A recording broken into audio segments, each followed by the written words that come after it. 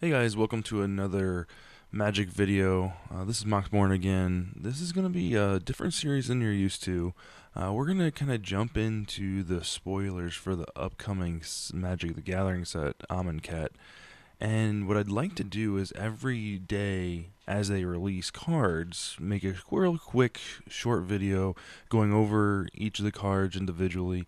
We're going to look at for the main series, we're gonna look at like draft, and more specifically, we're gonna look at sealed, since that's generally what people play when they go to pre-release and pre-release weekend. Is the sealed tournament. There are some stores that run drafts and things like that, so we'll be talking a little bit about limited from both spectrums.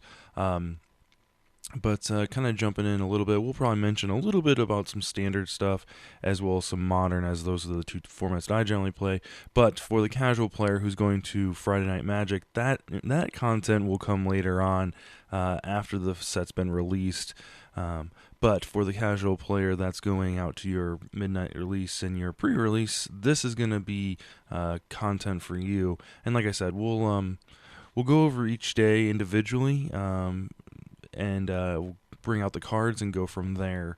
So these cards, this is the first set of cards. Pre-release starts this coming week, but Wizards went ahead and they launched two sets of cards. We're gonna go over today. We're gonna go over the cards that came in that are in the welcome kit, as well as a couple cards that are in the Planeswalker decks.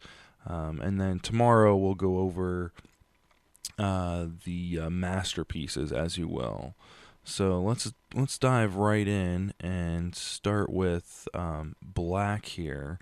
And it looks like they reprinted Gravedigger, which is a 1 black 3 generic 2/2 zombie creature. And it says when Gravedigger enters the battlefield, you may return target creature card from your graveyard to your hand. This card's in modern, creates lots of shenanigans with getting creatures into your deck and filling, or into your graveyard, filling your library up. The only trouble with it is, in Legacy you can use like Dark Ritual to rush this guy out. But in a standard format, or even in a limited format, you're kind of, you're stuck with what you can get out of your pool, or in like the Get Rod Monster and like the dredge, quote unquote dredge mechanics, or decks in the standard format. And this is, I don't know if this is really gonna find a home. For you limited players, the card next to it, which is unfortunately not in English, but here's the English translation, is Misa Mummy. It's 1 black and 1 generic for a zombie jackal. And it reads, when it enters the battlefield, each player discards a card. So the nice thing about this is, drop this on turn 2, it enters the battlefield, you and your opponent have to each discard a card. You've got a bear, essentially. Obviously, they get to pick what they discard, so it's not as good as if you get to pick, or random. But at the end of the day, you're both discarding cards, and in 2 turns you can, cast your Gravedigger and get that card back. Obviously, if you're discarding something other than a creature card, you won't be able to get it back with Gravedigger. But, it is what it is. Definitely 2 great limited cards. Obviously, hand disruption is excellent in limited, and, being able to get that stuff back later on in the game is, is excellent. So let's see here. So next up, we've got 2 just generic black creatures. Doom Beetle is 1 black 1 generic for a 1/4, great blocker. This is definitely something you want to use in your aggro, against aggro decks. So maybe not auto include for those of you playing sealed, but like I said, it'll defend off, turn 1, turn 2, and sometimes even turn 3 drops. Like we have the Cursed Minotaur, excuse me, with 1 black, 2 generic, 3/2 with Menace. So, for those of you that aren't aware, Menace is basically this creature cannot be blocked except by 2 or more creatures. So this guy's gonna get in, on turn 3, or excuse me, turn 4, maybe half the time.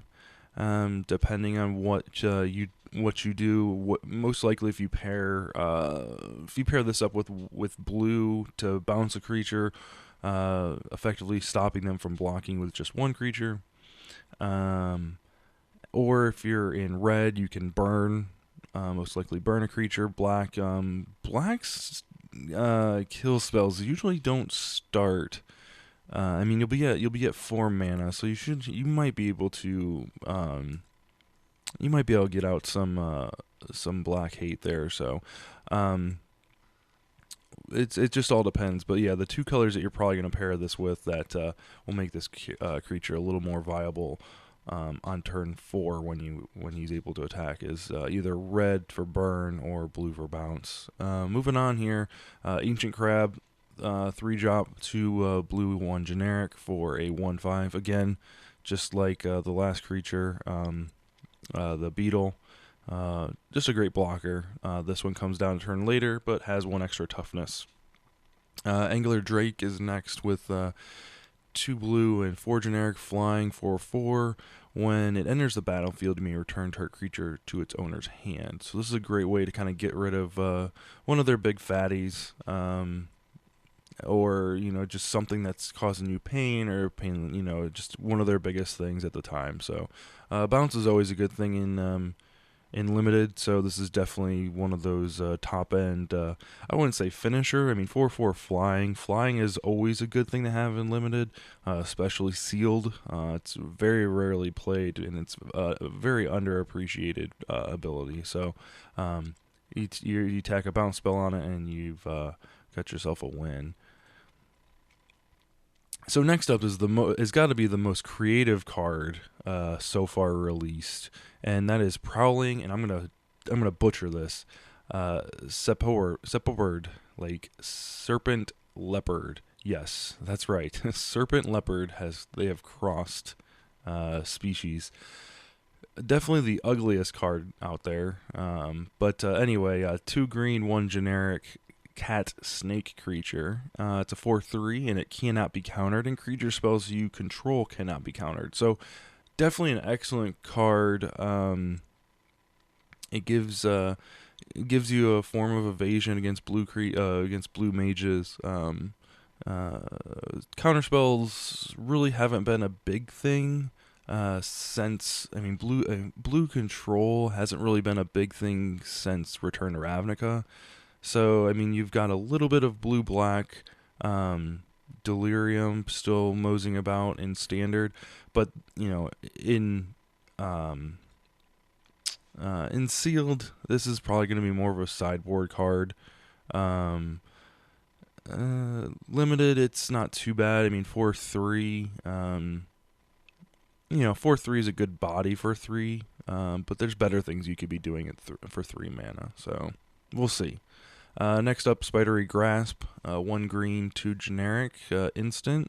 Untap target creature, it gets +2/+4 and gains reach until end turn. So this is going to be, if you're in green, this is going to be an excellent auto include.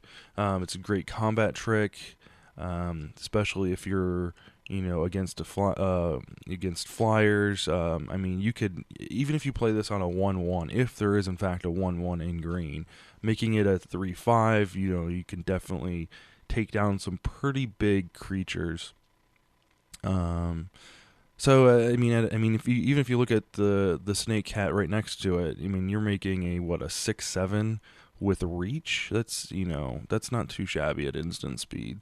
So definitely something, and it's at common as well, so that makes it even easier to use. Next up is Sixth Sense. This is 1 green, an aura enchanted creature. Enchanted creature has whenever this creature deals combat damage to a player, you may draw a card. So it's not really a reprint, but it's harkened back to an old card. Blue, in my Blister Coil deck, in my modern Blister Coil deck, is Curiosity. The only difference is it's any damage dealt to an opponent draws you a card. So that's unfortunate they included combat damage. There's no tricks or anything like that. And then there was also Keen Sense, which was in another release later on. essentially doing the same thing. Whenever a creature deals damage to an opponent, you may draw a card. So, they add the combat damage because, for that's just Green's thing. When Green needs to draw cards, it has to have a creature attached to it. Whether it's, drawing cards equal to a creature's toughness, drawing cards equal to the number of creatures you control. So this is just the standard definition of Green draw. So, take it or leave it for what it's worth. In limited, sealed. Any card draw in sealed is good. You're going to be dealing damage if you can get this on a flying creature. If you're in green blue, excellent. Black is probably going to have a couple flyers, so green black might be a thing. Obviously, if you've got something better to play, this is one of those things that you've got to have a creature in order to benefit from. So if you're playing, creatures, tend to, board states tend to win games in sealed. So if you've got one, I probably wouldn't play two. I'd probably play one. If you've got more than one, then just keep them in your sideboard. If you've got flyers, then maybe might be able to double stack them. But Giant Spider, another reprint, 2/4 for 1 green and 3 generic. Just a big butt with reach. So next up we have red.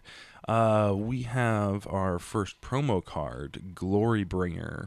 This is 2 red and 3 generic, 4/4 flying and haste. It also has the ability when you exert Glorybringer as it attacks. When you do, it deals 4 damage to target non-dragon creature an opponent controls. So exert basically means it doesn't untap during your next untap step. So this is kind of getting a lot, it's getting a lot of hate online because it's not as good as its predecessors. So Stormbreath Dragon, and what was the other one? Thundermail Hellkite. It's not getting the hype that those cards were getting because it's the same converted mana cost. It has the same stats as Stormbreath, just not as many abilities, and doesn't come with the monstrous or whatever. It doesn't help clear out multiple creatures, right? This, on the other hand, if you can give it vigilance somehow, which has been kind of discussed as a planeswalker ability, usually in white. So white and red tend to blend well together, or play well together, rather.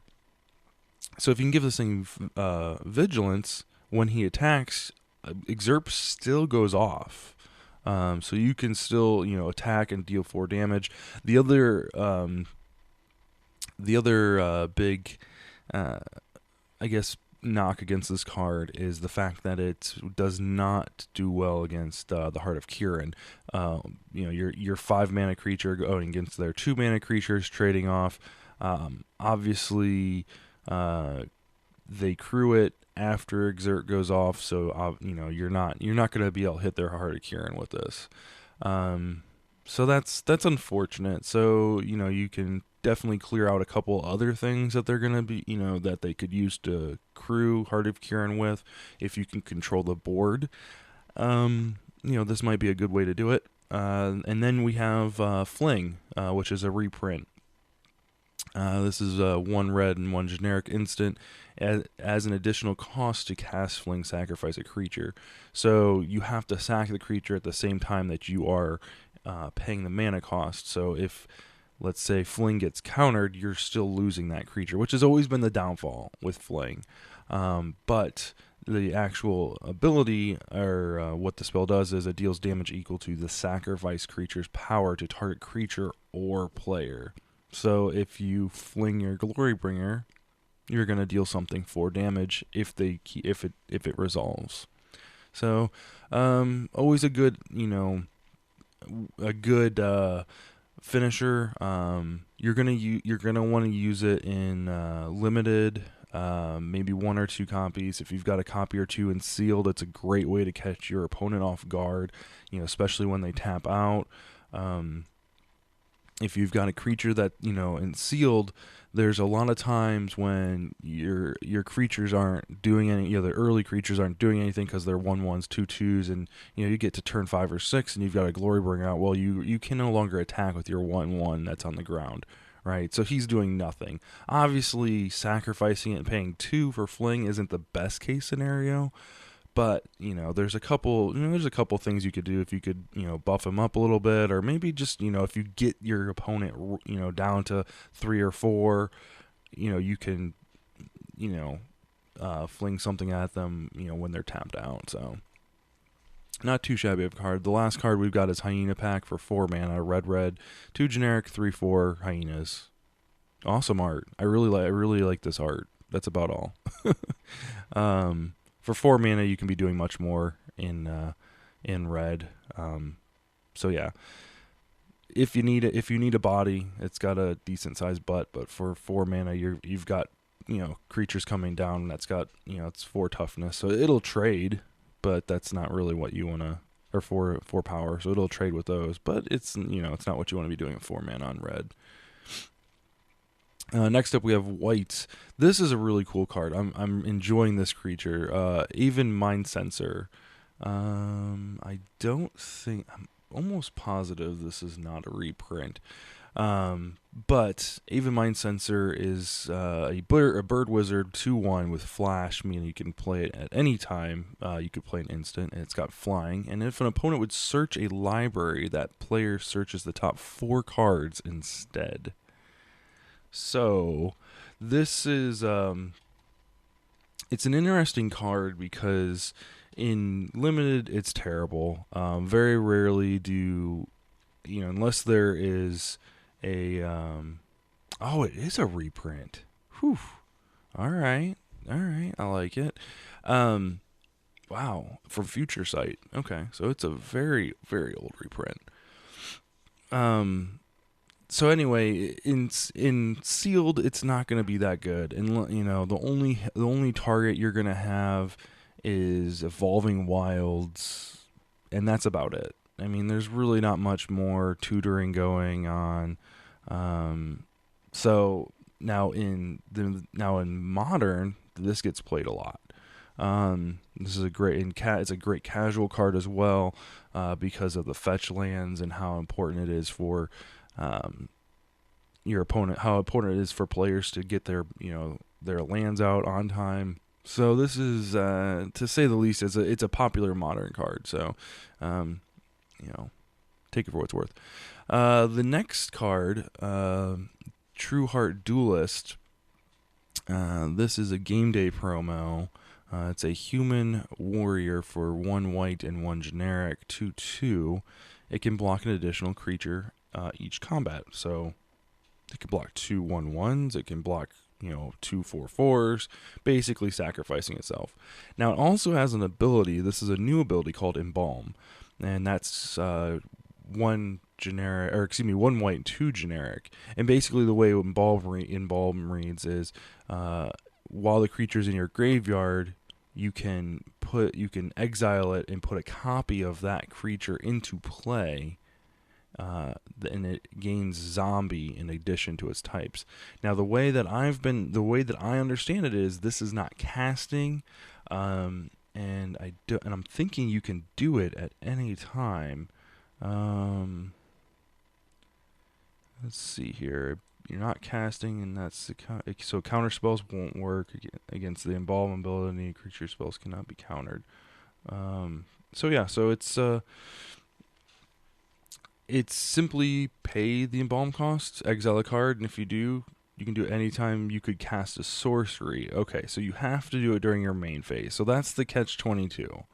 I was under the impression that you could do it at any time. So slightly worse, but this, I believe this ability is going to make some trouble for Standard, depending on what they put it on.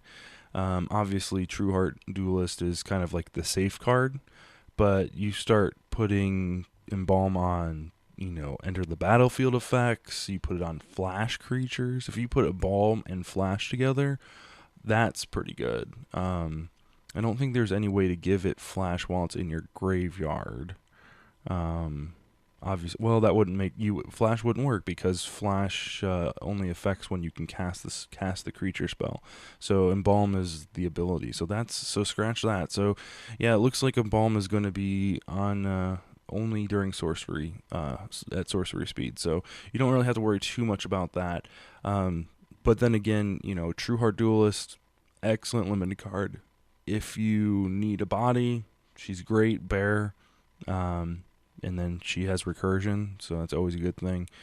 Um, yeah, Embalm is going to be a good limited card, or a good limited ability. Next up, we've got a couple of, you know, this Renew Faith is a 1 white and 2 generic. You gain 6 life. Cycling is back in, which is awesome, and this is at instant speed. So 6 life, 3 mana. That's You don't want to be doing that. I know white likes to gain life, but unless you're in this would be a great sideboard card because if you're in against a let's say like an aggro deck, 6 life might be good. And that's something you might need, turn 4, turn 5, turn 6, turn 7, somewhere in there, to keep yourself alive. However, this card does have cycling, so if you have it in your opening hand, or at any time really, you could pay 1 white and 1 generic and discard it and then draw a card. So, in your opening hand, this card is pretty worthless. The nice thing is when you do cycle it, you get 2 life. So there's a little bit of upside. So this is Wizard saying, oh yeah, we know. You guys don't like to gain life just by, for 1 card. But wouldn't you like to discard it, gain 2 life, and draw a card?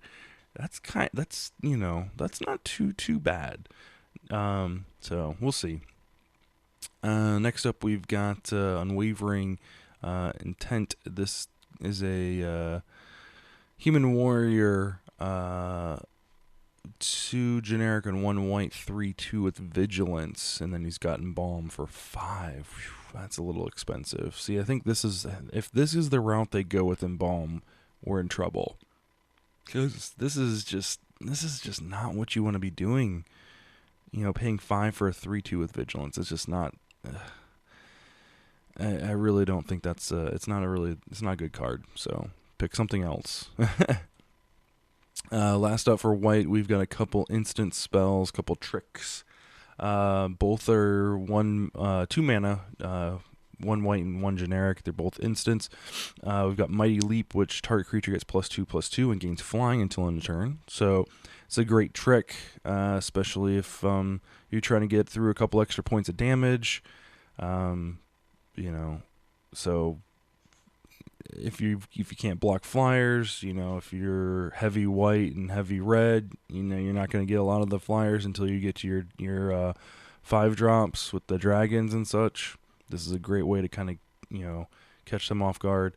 Impeccable Timing is a reprint. This is how white usually does direct damage through attacking and blocking creatures. So target your opponent goes to your combat step or their combat step, and they choose their attackers, and you can just before blockers are declared, I'm going to pay 1 and a generic, and deal 3 damage to target attacking creature. Likewise with blocking, so attacking is much better. Using on attacking is much better. And last up, we've got a couple cards. I saved these for last because these are kind of fun. It kind of showcases what this set is gonna do. Well, let's just jump right into it. The first one is Archfiend of Ifnir. That's 2 black and 3 generic demon. He's a 5/4 flying. He also has cycling for 2. So if you get him in your opening hand and you're kind of stumped for mana, maybe you only got 1 mana, 2 mana in your hand, it's a great way to jump up in 1 card, and maybe you've got a way to bring him back. Gravedigger. So anyway. Let's see here. Whenever you cycle or discard another card, put a -1/-1 counter on each creature your opponent controls. Your opponent's, controls. So this is awesome. This is a great way. I think this card is definitely going to see play in standard.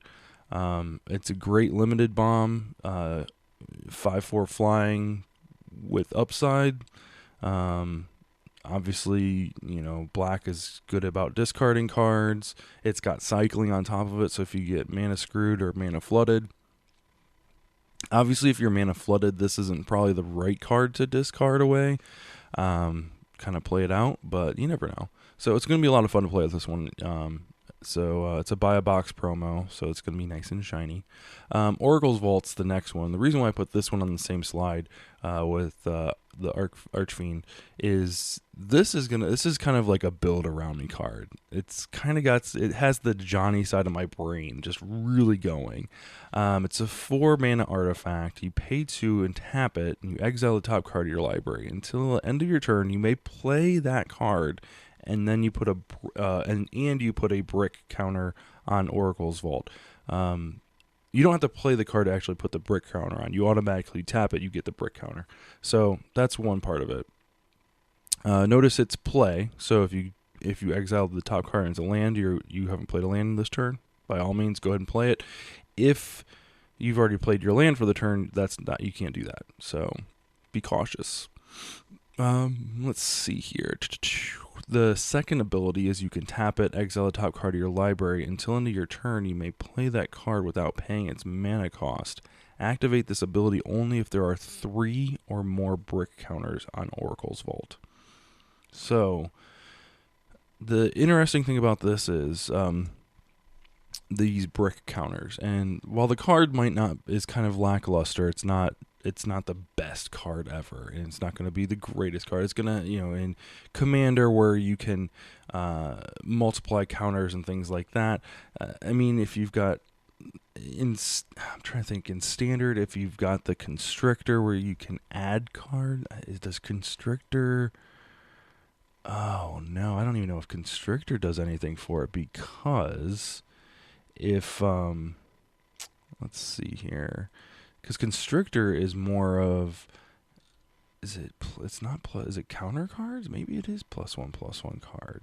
Let's see. Let's pull up Constrictor. But, let's see here. Was that in Kaladesh or was that Aether Revolt? Let's see here. Sorry for this, guys. I just want to make sure I get... Okay, Winding Constrictor. Okay, there it is.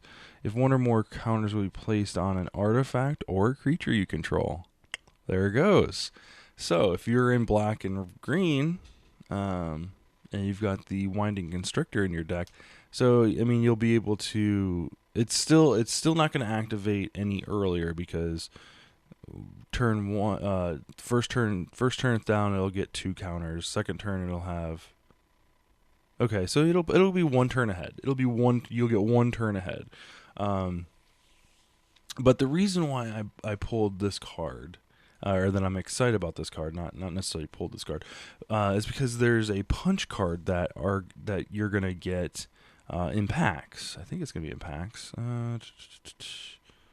Yeah, it's gonna take a place of tokens, and basically it's on the card is there's going to be perforated edges around these different tokens, and one of them is a picture of a brick.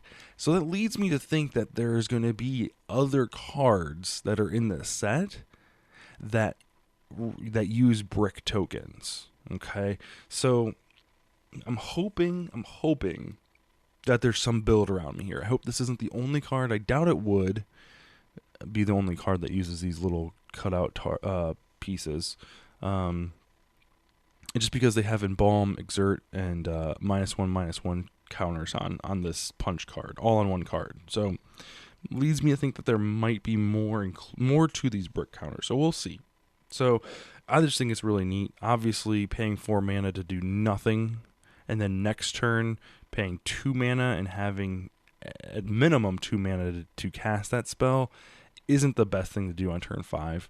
And then turn 6, turn 7, let's see, turn 4, turn 5, turn 6, turn 7. So you're not even, by the time you get through, you're on turn 8 by the time you're casting things for free.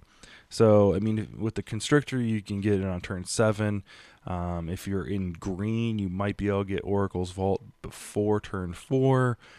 And there might be some shenanigans, but the stars have to align, and that's really unfortunate. But yeah.